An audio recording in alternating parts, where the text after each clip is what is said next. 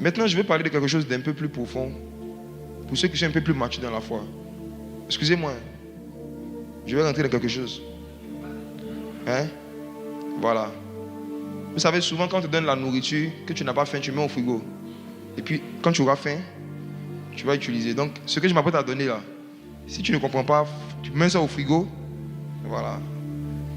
Dans quelques mois, tu vas comprendre. Je vais partager une vérité profonde sur où habite le Saint-Esprit.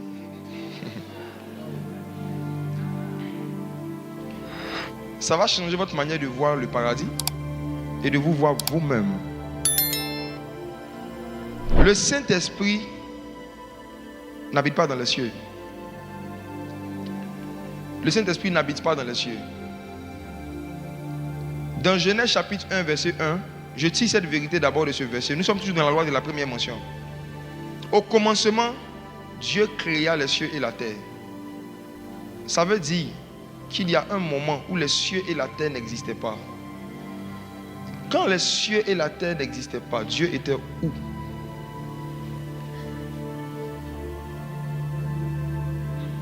Quand les cieux n'existaient pas, il était où? Pour que quelqu'un puisse créer un habit, il faut qu'il soit dans un atelier. Pour que quelqu'un puisse créer une voiture, c'est que lui-même il n'est pas dans la voiture. Tu ne peux pas créer une chose dans laquelle tu es. Les cieux et la terre n'existaient pas. Mais Dieu, l'Esprit, existait. Il était où? Il y a la majorité des chrétiens, leur plus grand rêve c'est d'aller au ciel. Parce qu'ils ne connaissent que le ciel. Or le ciel n'est pas le lieu où il y a le plus de puissance et le plus de jouissance de la présence du Saint-Esprit. Il était où? Lisons un passage. 2 Chroniques chapitre 5, 2 Chroniques chapitre 2, verset 5 à 6. Avant les cieux, où était Dieu? Oui. 2 Chroniques chapitre 2 à partir du verset 5. Oui. La maison que je vais bâtir doit être grande, car notre Dieu est plus grand que tous les dieux. Mais qui a le pouvoir de lui bâtir une maison, puisque les cieux et les cieux des cieux ne peuvent le contenir? Et qui suis-je pour lui bâtir une maison, si ce n'est pour faire brûler des parfums devant lui? Même l'histoire de la maison de Dieu, ça c'était à cause des parfums. Sinon, Dieu aime les parfums. Hein. Si tu as quelqu'un qui aime beaucoup les parfums, tu n'es pas bizarre, tu es divin. Tu es divin. Le roi dit, je dois bâtir une maison à Dieu. Mais il y a quelle maison que nous on peut bâtir sur la terre, dans laquelle Dieu va habiter, plus que même les cieux? Et puis les cieux des cieux, ça je vais vous parler de ça une autre fois. Les cieux des cieux, ce n'est pas les cieux. Hein. Non. L'écriture est précise. Il y a les cieux, et puis il y a les cieux des cieux. On dit tout ça là même là. Ça ne peut pas le contenir. Donc ce n'est pas son domaine de prédilection. Les cieux, non. Lisons un autre passage. Matthieu chapitre 5, verset 33 à 34. Il y a un lieu qui a existé avant la création des cieux. Et qui se trouve au-dessus des cieux. Allons-y. Lisons Matthieu chapitre 5, verset 33. Vous avez encore appris qu'il a été dit aux anciens: tu ne te parjureras point, mais tu t'acquitteras envers le Seigneur de ce que tu as déclaré par serment. Mais moi, je vous dis de ne jurer aucunement, ni par le ciel, parce que c'est le trône de Dieu. Qui a une version où c'est mis, c'est la maison de Dieu? Le ciel, dans lequel il y a le paradis, n'est pas la maison de Dieu, c'est le trône de Dieu. Un roi ne vit pas sur un trône. Il s'y assoit et après il va dans sa maison. Le ciel est le trône de Dieu. Il fait du ciel son trône, pas sa demeure. Où était Dieu avant la création des cieux? Éphésiens 4, verset 10. Il fait du ciel son trône. Éphésiens 4, verset 10. Oui. Celui qui est descendu, c'est le même qui est monté au-dessus de tous les cieux, afin de remplir toutes choses. On parle de qui ici? J'entends pas? Jésus. On parle de qui? Jésus. On parle de qui? Jésus. Quand Jésus est mort et qu'il est ressuscité, la Bible dit qu'il est parti au-dessus des cieux. Le lieu où il était avant la création des cieux, c'est là-bas qu'il est parti. Ah. Jésus est parti au-dessus des cieux. En fait, il est parti sur le toit du ciel. C'est ce lieu-là auquel il nous a donné accès par son sang. C'est ce lieu-là dans lequel on peut rentrer et commencer à voir des visions. C'est ce lieu-là dans lequel on peut rentrer et commencer à avoir des informations sur le passé des hommes et sur le futur. C'est ce lieu-là dans lequel on peut rentrer et avoir une grande autorité sur les démons. Si tu chasses les démons à partir de ce lieu-là, il n'y a aucun démon qui ne peut pas être soumis vu que tu es déjà au-dessus de lui. Tu es trop loin. Les démons habitent au 2e ciel. Le paradis est au 3e ciel. Mais Jésus, après sa résurrection, est monté au-dessus du 1er, du 2e et du 3e. Et nous sommes assis avec Christ. Dans ces lieux-là. Comme il est omniprésent, il est à la fois au 3e ciel, il est à la fois sur la terre. Mais quel était le nom du lieu qui a existé avant les cieux et la terre? Voici maintenant la réponse. Colossiens chapitre 2, versets 8 à 9. On va comprendre la puissance encore de l'œuvre de la croix. Colossiens chapitre 2, le verset 8. Prenez garde que personne ne fasse de vous sa proie par la philosophie et par une vaine tromperie, s'appuyant sur la tradition des hommes, sur les rudiments du monde et non sur Christ. Et non sur qui? Christ. Dis avec moi Christ. Christ. Christ. Christ. Christ. Christ. Christ. Christ. Verset 9. Car en lui habite corporellement toute la plénitude de la divinité. Il y a un lieu, je n'ai pas dit une personne, un lieu qui existe et qui existait avant la création des cieux et de la terre. Et c'est dans ce lieu-là qu'a toujours habité la plénitude de la divinité. Ça veut dire le Père, le Fils et le Saint-Esprit. Ce lieu s'appelle Christ. Christ. Christ. Christ. Christ, ce n'est pas le nom d'une personne, c'est le nom d'une dimension. Christ. À travers l'œuvre de la croix, son sang versé, la première chose que Dieu voulait donner à l'humanité, ce n'était pas d'abord le paradis, c'était Christ. Parce que Christ est plus grand que le paradis. Christ est plus grand que les cieux et la terre. La Bible dit qu'un jour, dans l'Apocalypse, à la fin du monde, les cieux et la terre vont disparaître. Mais Christ, ce lieu-là, wow. Christ, Actes, chapitre 2.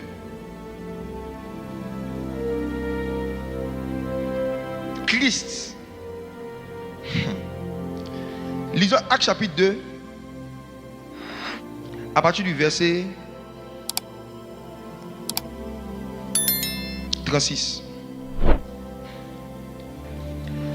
Que toute la maison d'Israël sache donc avec certitude que Dieu a fait Seigneur et Christ ce Jésus que vous avez crucifié.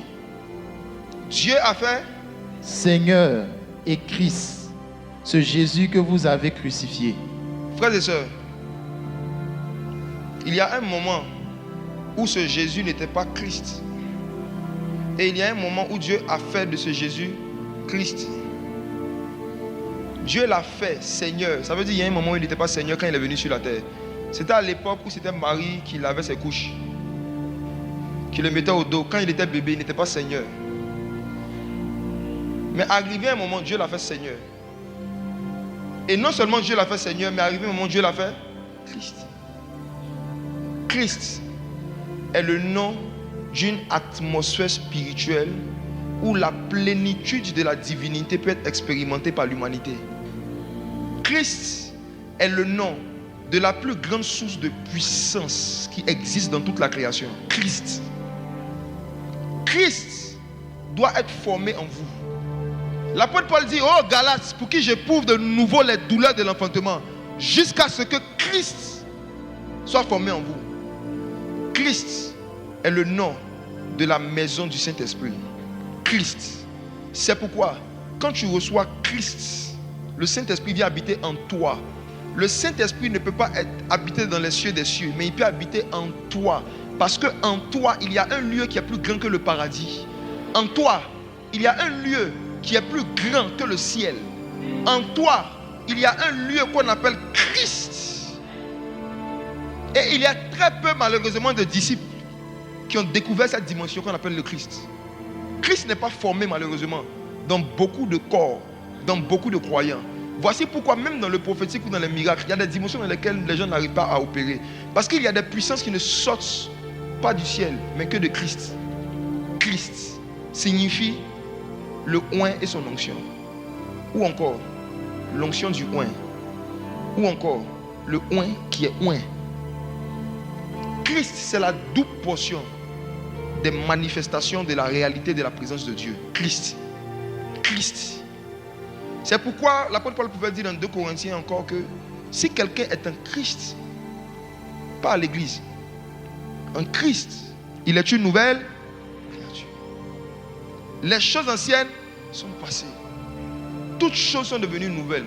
Pourquoi il dit que si quelqu'un est en Christ, il a une nouvelle création? Parce qu'avant la création des cieux et la terre, il y avait une création qu'on appelle Christ. Et c'est là-bas que Jésus nous a ramenés par son sang. En fait, à travers l'œuvre de la croix, Jésus nous donne la possibilité de rentrer dans une dimension de la présence du Saint-Esprit qui est plus ancienne que celle dans laquelle Daniel rentrait, qui est plus ancienne que celle dans laquelle Ésaïe rentrait, qui est plus ancienne que celle dans laquelle Ézéchiel rentrait. Ézéchiel était en Dieu, mais il n'était pas en Christ. Les hommes qui ont marché avec Dieu dans l'ancienne alliance n'ont pas connu cette dimension qu'on appelle Christ. Et c'est pourquoi Paul dit, regardez, si ce ministère-là de la mort était glorieux, regardez la gloire qui s'est manifestée dans l'Ancien Testament. Quelle gloire à laquelle maintenant nous on peut avoir accès, nous qui sommes en Christ. La gloire de la deuxième maison. C'est pourquoi ça me fait mal quand je vois des man of God, je vois des chrétiens qui n'ont même pas le niveau moyen d'onction et de puissance qu'on voit dans le livre des Actes, qui ne vivent pas ça. Ils sont comme des personnes qui ont un papa qui a pris tout son salaire pour acheter une maison pour eux, mais qui eux décident de dormir dans la rue. Ils rendent vain le sacrifice de papa. Tout le sacrifice que Jésus a fait, c'était pour nous emmener en Christ. C'est pour qu'on puisse avoir accès à cette dimension de puissance, d'intimité et de clarté des choses spirituelles. Mais malheureusement, beaucoup parmi nous, nous ne sommes pas en train de vivre ce pourquoi Jésus a versé son sang. On se contente du minimum de la spiritualité. On se contente du minimum des miracles. On se contente du minimum dans le prophétique. On se contente du minimum du surnaturel. Pourtant, Jésus a versé son sang pour qu'on ait le maximum. On est en train de gaspiller et de rendre vain ce pourquoi Jésus a versé son sang quand on n'aspire pas aux choses d'en haut où Christ est assis. Le but de ces messages, c'est de pousser ceux parmi vous qui aiment Jésus à aspirer à plus de spiritualité. Aspirer à une dimension plus grande que ce que vous connaissez de la présence de Dieu et de la puissance du Saint-Esprit. Vous êtes déjà sauvés. Quand Jésus va venir, vous allez partir au ciel. Mais en attendant d'aller au ciel, on fait quoi? On sera sauvé. Mais avant d'être sauvé, on fait quoi? Jésus nous a-t-il sauvés pour venir nous ennuyer à l'église? Il nous a sauvés pour venir à l'église chaque dimanche juste pour acclamer pendant des prédications. Il n'y a personne qui a reçu le ministère de l'acclamation. Il dit, vous recevrez une puissance et vous serez mes témoins. Pourquoi est-ce qu'il y a très peu parmi nous qui évangélisent? Pourquoi il y a très peu parmi nous qui sont les témoins de Jésus? C'est parce que vous n'avez pas cette puissance. Il y en a qui ont reçu cette puissance qui ne l'utilisent pas. Vous rendez vain le sacrifice de Jésus. La vie qui consiste à aller au travail, aller à l'église, aller au travail, aller à l'église. Il y a beaucoup de païens que tu côtoies au quotidien. Non seulement tu ne pries même pas pour eux. C'est-à-dire que juste intercéder pour leur conversion, tu ne le fais pas. Juste intercéder pour leur conversion, tu ne le fais pas. Souvent tu as des vidéos d'évangélisation, tu as des vidéos où quelqu'un est en train de prêcher l'évangile. Tu ne leur envoies même pas le lien. Toi aussi tu ne parles pas de Jésus. Tu sais à quoi? Christ en nous, l'espérance de la gloire. Le Christ qui est en nous, malheureusement, n'est pas assez exploité et utilisé. Le Christ qui est en nous, malheureusement, il est vain. L'apôtre Paul a dit aux chrétiens de Corinthe, dans 1 Corinthiens chapitre 2, quand je suis venu vous annoncer l'évangile, Je n'ai pas utilisé les discours persuasifs de la sagesse humaine, mais une démonstration d'esprit et de puissance pour ne pas que justement votre foi soit rendue vaine. Ça ne sert à rien que Jésus ait fait tout ce qu'il a fait, juste pour que notre plus grand don soit le parler en langue. Non, tout ce qu'il a fait, c'était pour qu'on parle en langue. Les clous on a mis dans ses mains, son côté qui a été percé, le sang qui est sorti de son crâne qu'on a mis la couronne d'épines. Tout ça, c'était juste pour que tu parles en langue. Tu penses vraiment? Maintenant, quand tu regardes Ézéchiel, tu vois des gars qui disent qu'ils sont assis comme ça et puis ils sont levés en ciel et terre. Ils vont se balader un peu, ils reviennent. Tu vois un gars comme Daniel, quelqu'un lui dit, oh, j'ai oublié mon songe. Il dit, ok, je reviens. Il vient avec le songe en interprétation. Regarde comment les gens rentraient et sortaient du monde spirituel, comme du jeu. Alors qu'ils faisaient l'expiation de leur péché avec le sang des animaux. Maintenant, toi qui as été sauvé par le sang de Dieu, ton plus grand don, c'est ribababa. Ribababa. Ribaba. Ribaba.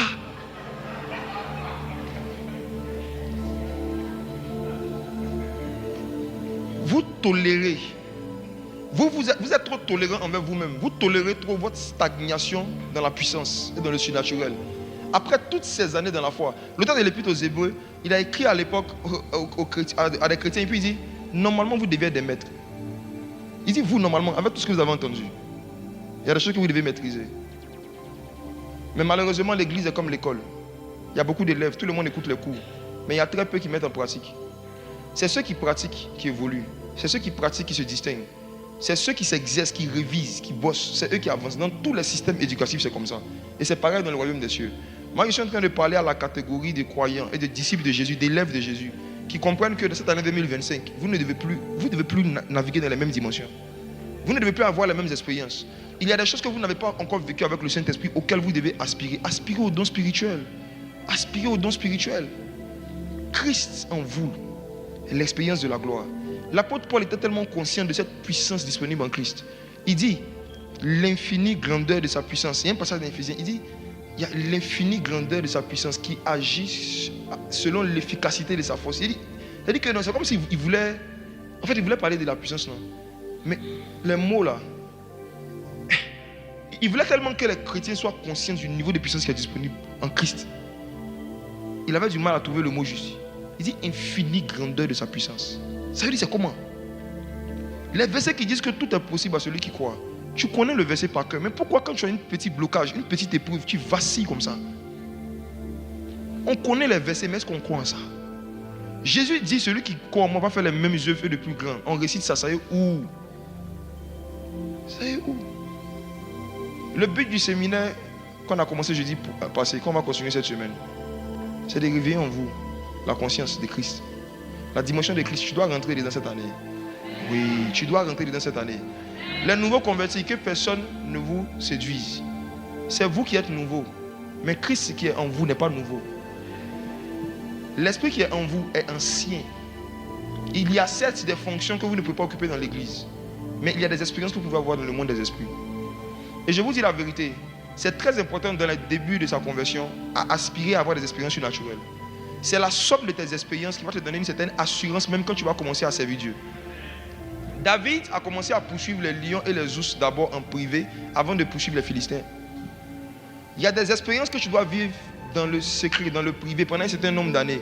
Et quand Dieu maintenant va te confier un ministère spécifique, ta foi sera basée 1 sur ta connaissance de la parole, 2 sur les expériences que tu as vécues quand tu étais nouveau converti. Et je vous dis, vous les nouveaux convertis, vous pouvez avoir plus d'expériences surnaturelles que les anciens. Vous savez pourquoi? Parce que vous êtes conscient que vous ne connaissez pas Dieu. Eux, ils pensent qu'ils maîtrisent Dieu. Ne vous comportez pas comme eux. Quand vous venez à l'église, adorez Dieu, chantez, prosternez-vous. Ne faites pas votre culte en fonction de la façon dont votre voisin fait son culte. Votre voisin, c'est Dieu adjoint. Laissez-le. Dieu adjoint. Dieu adjoint. Ils maîtrisent Dieu. Ils parlent avec Dieu chaque nuit, ils se connaissent. Toi, plus tu es conscient que tu ne connais pas Dieu, plus le Saint-Esprit va te faire connaître Dieu. Au fur et à mesure que les années passent dans la foi, le danger de la croissance, c'est l'impression de maîtriser et de se familiariser avec le Saint-Esprit. Les années tuent la soif. Les années tuent la soif. C'est très rare de voir quelqu'un qui est dans la foi depuis plus de 10 ans et qui a les mêmes aspirations spirituelles, les mêmes envies de vivre le surnaturel qu'à le début de sa foi. Au fur et à mesure que les gens se remplissent de versets, ils se vident de soif. Les gens bossent les versets, mais ils n'aspirent pas aux choses d'en haut. Ou Christ. Christ. Frères et sœurs, Le monde n'a pas besoin d'église. Le monde a besoin de Christ. Si les églises ne manifestent pas Christ, cette dimension de puissance, infinie grandeur de la puissance, si les gens du monde n'ont pas l'impression que l'église est un lieu où ils peuvent avoir la liberté, la délivrance, des solutions et des explications claires à leurs problèmes spirituels, je vous dis que ce n'est pas la beauté des murs, la beauté de la déco, la beauté des uniformes qui va attirer les païens à l'église. Quand l'onction n'est pas belle, aucune beauté de décoration ne peut attirer un païen. C'est la beauté de l'onction sur laquelle l'église, dans le temps de la fin, doit mettre l'accent. La beauté de l'onction. La beauté de l'onction. L'une des choses que je sais que je vais commencer à faire en Côte d'Ivoire arriver un moment, c'est aller faire des délivrances dans des supermarchés puis dans des marchés. Tu rencontres un inconnu, bonjour madame, vous allez bien? Ok. Vous êtes sûr que ça va? Il va dire oui. Tu rentres en Christ.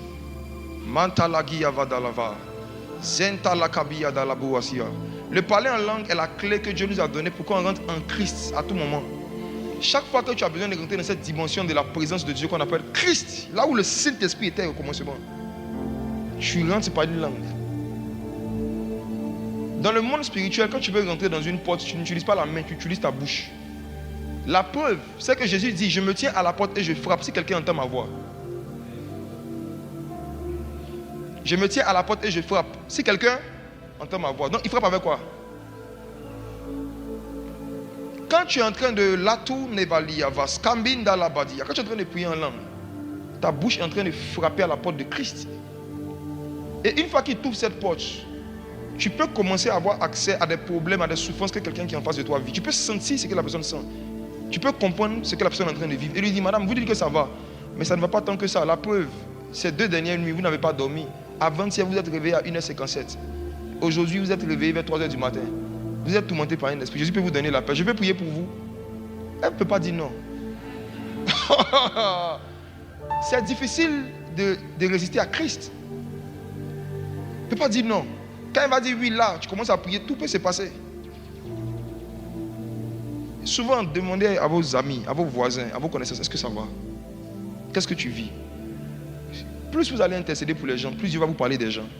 Dans le monde spirituel, Dieu vous parle des personnes de qui vous lui parlez.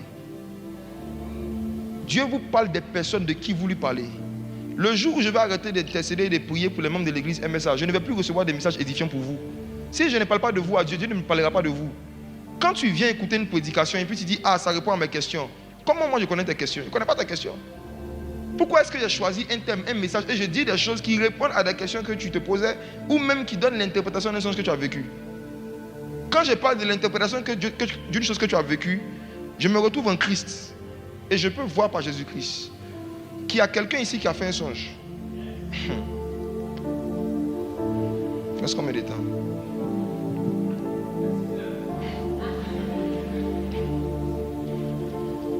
Ce que je suis en train d'expliquer est l'interprétation en même temps. Une partie est l'interprétation du songe de quelqu'un. Où tu étais devant une porte, tu étais censé rentrer, mais ça ne s'ouvrait pas. Ça n'avait pas l'air d'être condamné à clé, mais tu n'arrivais pas à accéder à la porte. Parce que tu essayais comme ça ne s'ouvrait pas. Tu essayais de rentrer quelque part à travers une porte, mais quand tu appuyais, la porte, ça ne s'ouvrait pas. Est-ce que la personne veut se désigner? Il veut t'expliquer quelque chose? Ou bien je continue? C'est qui? Qui a déjà fait un songe comme ça? Tu te retrouves devant une porte que tu n'arrives pas à ouvrir. Tu essaies la poignée, tu fais ça. C'est qui? C'est toi? Tu as fait le songe quand? Il y a 4 mois, donnez le micro. Christ. Christ. C'est en Christ qu'il y a la plénitude de la divinité. Tu peux le tenir debout s'il te plaît.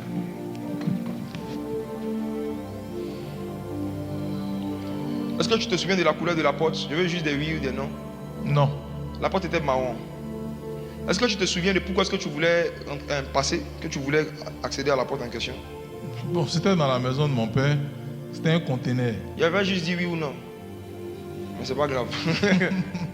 Regarde, cette porte que tu as vue, c'est une dimension spirituelle à laquelle tu aspires, mais à laquelle tu n'arrives pas à accéder. Laquelle? Tu as prié Dieu et tu t'es posé des questions sur...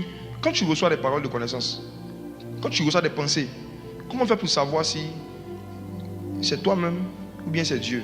La certitude, avant de parler à quelqu'un, quand des pensées t'animent, tu vois, tu t'es posé des questions par rapport à ça. Tu veux accéder à la dimension où Quand tu reçois une parole ou tu reçois un message dans ton esprit, tu sais que ça, c'est Dieu qui est en train de me parler. Maintenant, le fait que tu n'arrives pas à rentrer, c'est parce que l'outil, la méthode que tu essaies d'utiliser pour pouvoir vivre ça n'est pas bonne. Comme j'ai dit, dans le monde physique, on ouvre les portes avec la main. Mais dans le monde spirituel, on ouvre avec quoi? La bouche. Qui se rappelle de Sésame? Ouvre-toi. Même dans les dessins animés, dans les films, il y a certaines représentations de certaines réalités spirituelles. Les portes dans le monde spirituel ne s'ouvrent pas par la force, mais par la parole. Voici. Tu veux accéder à cette dimension, tu dois revenir à une pratique que tu faisais il y a plus de 10 ans. Bosser les versets bibliques avec les références par cœur. L'exactitude des références et puis des passages. C'était une de tes cultures que tu as abandonnées depuis quelques années. Si tu recommences à pratiquer ça, s'il y a des versets précis et exacts dans ta tête, tu es en train d'exercer ton esprit à l'exactitude et à la précision. Je parle en même temps à ceux qui ont le don des paroles de connaissance. Quand tu prends la parole de Dieu et que tu fais l'effort de mémoriser les informations précises et exactes qui viennent de la parole de Dieu, quand une autre parole de Dieu va venir dans ton esprit, parce que ton esprit est habitué à connaître ce qui est exact, qui vient de Dieu, ton esprit va reconnaître que ça, c'est pas moi, c'est Dieu. Ce qui développe la parole de connaissance, c'est la connaissance de la parole. Ce qui développe la parole de connaissance, c'est la connaissance de la parole. Et pendant que tu es là, le Saint-Esprit ce matin, il veut te donner une nouvelle capacité de mémorisation de la parole. Il veut te donner ce matin une nouvelle capacité de mémorisation de la parole. Parce qu'il a besoin de toi dans le domaine de la parole de connaissance, effectivement. C'est lui qui met en nous le vouloir et le faire. Quand tu commences à vouloir vivre certaines expériences, c'est le Saint-Esprit qui met ce vouloir en toi. Quand tu commences à aspirer à certaines choses, c'est le Saint-Esprit qui met en toi le vouloir et le faire. Et pendant que je suis en train de dire ça, waouh, Christ. Tu vois dans ton cœur ce désir d'aller vers des gens qui sont infimes dans la rue et de prier pour eux. C'est le Saint-Esprit qui est en train de mettre en toi ce vouloir et ce faire.